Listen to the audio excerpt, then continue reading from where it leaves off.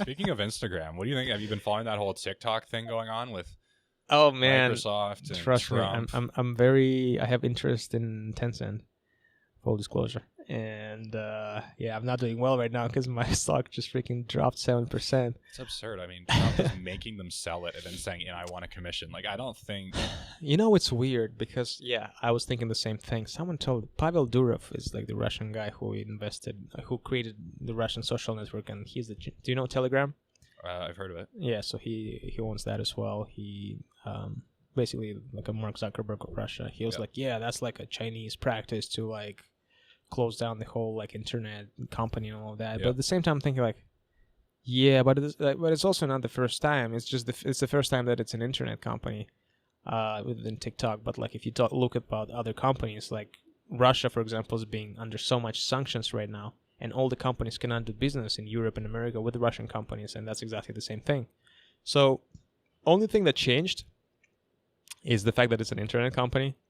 The precedent itself is already it's really old, like the world.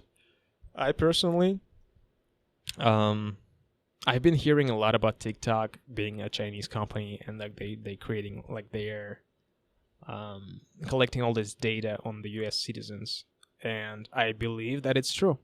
I mean, American companies are doing that anyway. I mean, yeah, but I believe that it's true, and I also believe that it's very hard to explain exactly what exactly they are collecting and how exactly they can use it, especially to the U.S. Senate, because the U.S. senators are just not. I don't think they're able to understand completely how this whole thing works. So I feel like it's easier for them to just block the whole thing. Oh, for sure, completely. Yeah. I personally like if someone would ask me like, "Hey, Samir, do you think we should close TikTok or whatever and do something like what do we do? Like, do we like prohibit that or not?" I wouldn't find what to say because I also don't know. But do the mass populace of people using it actually care? Like, do people care about their personal data, or do they care about being able to put good content out, get people to watch it, justify themselves more, and make their money? Or do they care about privacy? I mean, I think we've kind of, as a society, decided which one we care about more. I think it's more about, like, no one cares about the kids using TikTok. But, like, let's say a boy told his father, like, yo, like, I'm on this TikTok, and I'm, like, this influencer, check it out. And the dad is like, oh, cool, I'm going to download it. And he downloads TikTok, and the dad is actually a chairman of the S&P 500 company, and you know, and through that he has like texts and emails and all of that, and who knows what. So I think that's the kind of issue. Is like the people who matter basically, like using TikTok, and through whatever data manipulation, through whatever like permissions that they give to the app. Yeah, that's where the corporation can collect this. And you got to understand, I guess, and then I have no idea how TikTok works in terms of the corporate structure. But if it's a Chinese company, you're 100% sure that, you know, part of that is the government's property. Oh, it's like Huawei, exactly. So I think that's the point, where the data is being used for political reasons, for geopolitical reasons. Oh, for sure. I mean, you look at Huawei, and when they first started, what the government was doing was they were giving favorable loans to people that were going to buy, you know, Huawei products at a corporate level from their their state development fund. And what's their vested interest in going Huawei? So they can collect more taxes? Probably not. There's probably a little bit more to than, hey, let's collect some taxes and grow our economy. I mean, you gotta read between the lines a little bit. It's pretty obvious. And you know, Huawei is quite a company because on one hand, Chinese company, belongs to China government and all of that. On the other hand, I bought my phone. I had my old iPhone crashed in Kazakhstan, so I got my phone for like $50. Huawei phone. Just a smartphone. Touchscreen camera, whatever HD camera and 4K. Yep. For $50. Right now, iPhones are costing like that phone or whatever. They're like $1,500, $2,000. You can get, it's lower quality product, but functionality is the same for $50.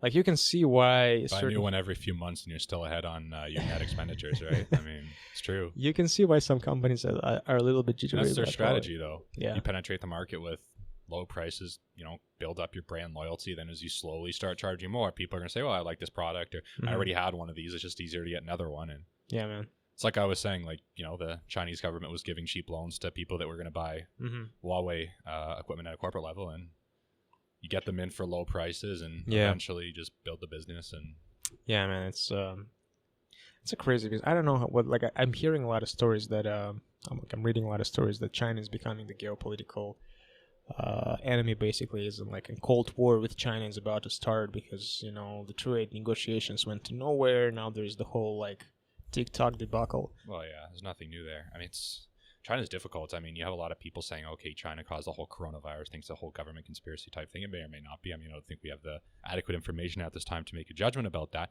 But let's say they did. What are we going to do about that? We're going to say, okay, we're going to stop ordering goods from you guys. Okay, so we're not going to order T-shirts from China. We're not going to order electronics. Mm-hmm. That means all our consumer staples are going to go way up. People are going to get upset because a T-shirt costs, way more than it used to. And the first guy that runs on a platform of, I'm going to allow imports from China again, he's going to win. That whole thing is going to go away. Like, China controls our economy. They can they can say, okay, we're not going to export anymore to you. Mm-hmm. It's not a huge dent in their GDP, but as soon as we stop taking imports from China, consumer staples, everyone needs them. They all go way up. We need them more than they need us. Like, you can't have an effective negotiation or sanctions when that's the dynamic. And I think that's the fundamental problem. Like, I don't think it's a good thing. It's too late. But that's the thing. Is it too late though? Because well, people need to have the onus to start buying Canadian products. But I mean, you see no one buying BlackBerries. People want what's cheapest. So I mean, as a society, we collectively need to say, look. It's like this news that recently factories of iPhones were moved from China to India. So there's like at least some diversification to like Indian market in terms of production and manufacturing.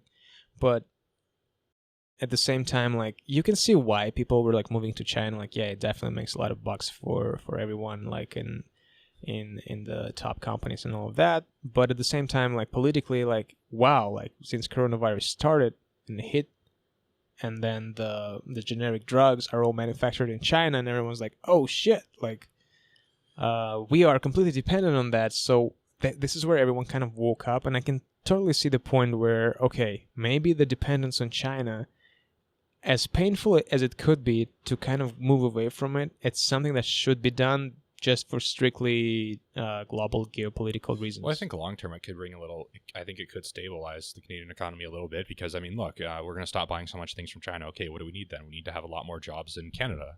Less people on unemployment insurance, maybe less of our taxes go towards that sort of stuff, more people paying taxes, maybe costs can go down. Long term, maybe it will, kind of stabilize. I think it's frustrating. I think we need a little bit better of an example from our government. It's kind of frustrating as a Canadian to say, you know what, I'm going to be that virtuous person and I'm going to buy a BlackBerry instead of a Huawei phone. Meanwhile, the government's like doing all sorts of arms deals with Saudi Arabia, who's not a remotely ethical country. So I mean, like, we need someone. The government has to step up and say, you know what, whether or not you guys want to do this, we're going to send a message as a nation. See, like, I'm not quite sure, like, because I spend so much time in the United States and very little time in Canada, where Canada stands right now with China. I know we have all this weird thing with the United States and China, but like in terms of Justin Trudeau, like his rhetorics in China, like. Well, China's not a huge fan of Canada because we have Huawei's CFO under house arrest. Oh, that's true. We talked about it. And they took the 2 Canadian tourists and threw them in much worse conditions than house arrest. I mean, I don't think China's a huge fan of Canada right now. Okay, so there is some tensions as well with Canada and China. Tensions, yeah.